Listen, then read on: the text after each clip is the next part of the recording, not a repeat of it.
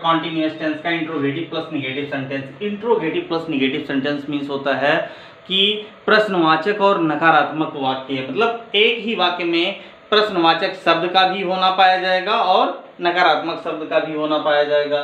साथ में ये है प्रेजेंट परफेक्ट कॉन्टिन्यूअस टेंस, तो वही चीज रहेगा जो आपने पहले प्रेजेंट परफेक्ट कॉन्टिन्यूअस टेंस में पढ़ रखा है। इसको भी हम परिभाषित कर सकते हैं कैसे कि जिस हिंदी वाक्य मुख्य क्रिया में रहा है, रही है, रहे हैं, ता रहा है, ती रही है, ते रहे हैं आदि शब्दों के साथ वाक्य में निश्चित अथवा अनिश्चित समय का पता चलता है और साथ साथ में प्रश्नवाचक और नकारात्मक शब्द दोनों पाए जाते हैं, तो उसे हम प्रेजेंट परफेक्ट कॉन्टिन्यूअस टेंस का इंट्रोगेटिव प्लस निगेटिव सेंटेंस कहते हैं। बिल्कुल क्लियर, ठीक। अब देखो यहाँ पर जैसे प्रश्नवाचक शब्द से पहले हम देख लेंगे कि यहाँ देखो वाक्य के मुख्य क्रिया में क्या है, रहा है, आ रहा है, उसके बाद में यहाँ समय दिया हुआ है जनवरी से, उसके बाद यहाँ देखो प्रश्नवाचक शब्द भी है और नकारात्मक शब्द भी है, इसलिए क्या है प्रेजेंट परफेक्ट कॉन्टिन्यूअस टेंस का इंट्रोगेटिव प्लस निगेटिव सेंटेंस है। दूसरा एग्जांपल देख लेते हैं, क्या तुम 9 बजे से दफ्तर नहीं जा रहे हो, तो यहाँ पर भी देखो क्या है मुख्य क्रिया में रहे हो है और उसके बाद में यहाँ पर समय भी है और साथ में प्रश्नवाचक क्या और उसके बाद नकारात्मक शब्द नहीं भी आया जा रहा है, इसलिए क्या है प्रेजेंट परफेक्ट कॉन्टिन्यूअस टेंस का इंट्रोगेटिव प्लस निगेटिव सेंटेंस है। तीसरा एग्जांपल भी है कि लड़के 3 घंटे से मैदान में क्यों नहीं खेल रहे हैं, तो यहाँ पर भी देखो क्या है मुख्य क्रिया में रहा है, रही है और उसके बाद में क्या है यहाँ पर समय भी है और साथ में प्रश्नवाचक शब्द और नकारात्मक शब्द दोनों क्यों नहीं, दोनों पाया जा रहा है, इसलिए क्या है प्रेजेंट परफेक्ट कॉन्टिन्यूअस टेंस का इंट्रोगेटिव प्लस निगेटिव सेंटेंस है, ठीक। उसके बाद में सबसे important portion rules of translation को हम जो है पढ़ते हैं, तो रूल्स ऑफ ट्रांसलेशन तो हम देखेंगे पहला रूल होता है हेल्पिंग वर्ब, हेल्पिंग वर्ब।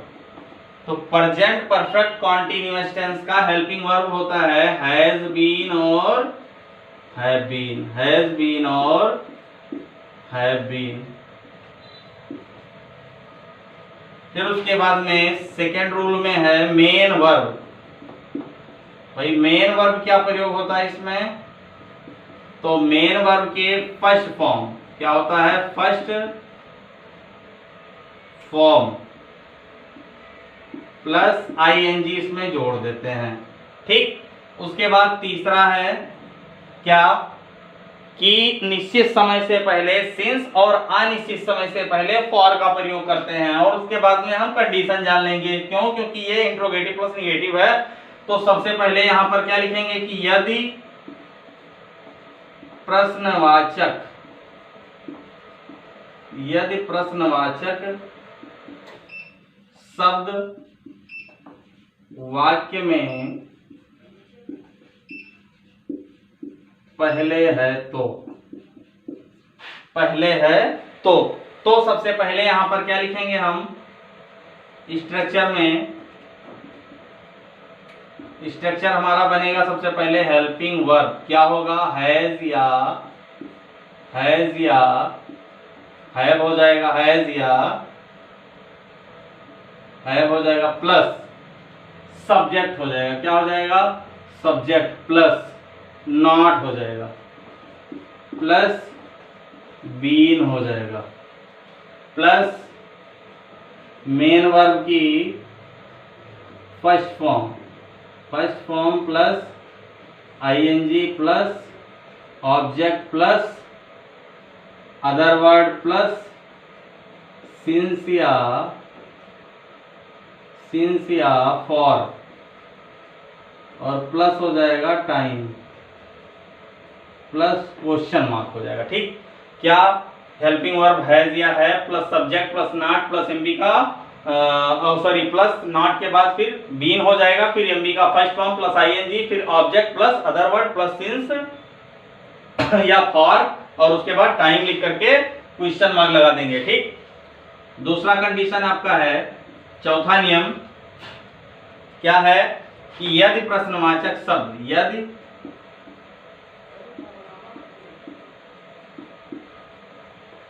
यदि प्रश्नवाचक शब्द वाक्य के कहाँ है, बीच में है, वाक्य के बीच में है, तो यदि प्रश्नवाचक शब्द वाक्य के बीच में है तो स्ट्रक्चर क्या होगा। सबसे पहले हम लिखेंगे क्वेश्चन वर्ड। क्या लिखेंगे, क्वेश्चन वर्ड, ठीक। उसके बाद HB हेल्पिंग वर्ब क्या हो जाएगा, हैज या हैव प्लस सब्जेक्ट हो जाएगा। क्या हो जाएगा, सब्जेक्ट प्लस नॉट हो जाएगा प्लस बीन हो जाएगा, ठीक। प्लस मेन वर्ब की first form plus ING plus object plus other word plus since या फॉर प्लस टाइम लिख करके क्वेश्चन मार्क लगा देंगे, ठीक। ये हो गया आपका दूसरा स्ट्रक्चर, जब प्रश्नवाचक शब्द वाक्य के बीच में हो तो। अब उसके बाद में हम सेंटेंस को, वाक्य को इंग्लिश में ट्रांसलेट करेंगे। तो कैसे करेंगे, देखो यहाँ पर पहला वाक्य देखेंगे हम, प्रश्नवाचक शब्द कहाँ आ रहा है, वाक्य में पहले आ रहा है, तो कौन सा स्ट्रक्चर लगेगा, ये वाला लगेगा कि यदि प्रश्नवाचक शब्द वाक्य में पहले है तो। सबसे पहले हम क्या लिखेंगे, हेल्पिंग वर्ब। अब हेल्पिंग वर्ब लिखने के लिए हम क्या देखेंगे, सब्जेक्ट। तो सब्जेक्ट यहाँ पर चूंकि क्या है, सिंगुलर नंबर है, एक वचन है, इसलिए हम यहाँ पर क्या लिखेंगे, सबसे पहले हैज। भाई हेल्पिंग वर्ब हैज लिखेंगे और उसके बाद में सब्जेक्ट हमारा क्या हो जाएगा, रमेश, ठीक। रमेश चूंकि एक नाम है, किसी लड़के का नाम है, पर्टिकुलर पर्सन का नाम है, इसलिए ये सिंगुलर नंबर है। उसके बाद में फिर क्या लिखेंगे, देखो यहाँ पर हेल्पिंग वर्ब हो गया है जब में से, तो हैज हो गया, फिर सब्जेक्ट हो गया, उसके बाद नॉट लिखा है तो नॉट लिख देंगे। फिर यहाँ देखो बीन लिखा है, बीन लिख देंगे। मेन वर्ब की फर्स्ट फॉर्म है, तो मेन वर्ब यहाँ पर देखो क्या है, परिश्रम कर रहा है, ठीक। तो क्या लिखेंगे, कठिन परिश्रम कर रहा है, तो यहां पर हम क्या लिखेंगे, वर्किंग हार्ड। क्या लिखेंगे, वर्किंग हार्ड लिखेंगे, वर्किंग हार्ड, ठीक। Has Ramesh not been working hard, और उसके बाद टाइम से पहले जनवरी से, यानी निश्चित समय है, तो क्या लिखेंगे हम यहाँ पर, सिंस। क्या लिखेंगे, सिंस जनवरी। यहां क्वेश्चन मार्क लगा देंगे, ठीक। क्या हो गया, has Ramesh not been working hard since January, ठीक। अब उसके बाद में दूसरा सेंटेंस आपका है कि क्या तुम 9 बजे से दफ्तर नहीं जा रहे हो। तो यहाँ पर देखो सबसे पहले देखेंगे हम, प्रश्नवाचक शब्द कहाँ है, तो पहले है वाक्य में, तो इसलिए हम सबसे पहले यहाँ भी हेल्पिंग वर्ब का प्रयोग करेंगे। तो सब्जेक्ट देखो यहाँ पर तुम है, तो तुम चूंकि प्लूरल नंबर है इसलिए हम हैव का प्रयोग करेंगे। फिर सब्जेक्ट क्या लिखेंगे, यू, फिर क्या लिखेंगे, नॉट, फिर बीन लिखेंगे, ठीक। देखो यहाँ पर हेल्पिंग वर्ब हैज, हैव में से हैव हो गया, सब्जेक्ट हो गया यू, उसके बाद नॉट हो गया, फिर बीन हो गया, फिर एमबी का फर्स्ट फॉर्म। तो जा रहे हैं, जाना की अंग्रेजी गो, और आईएनजी जोड़ देंगे, गोइंग। कहाँ जा रहे हैं, to office, going to office. फिर उसके बाद क्या है, 9 बजे से, तो 9 बजे से ये भी समय निश्चित है, तो क्या लिखेंगे, सिंस 9 o'clock, क्वेश्चन मार्क लगा देंगे। ये भी सेंटेंस आपका कंप्लीट हो गया, ठीक। अब उसके बाद में तीसरा सेंटेंस आपका है,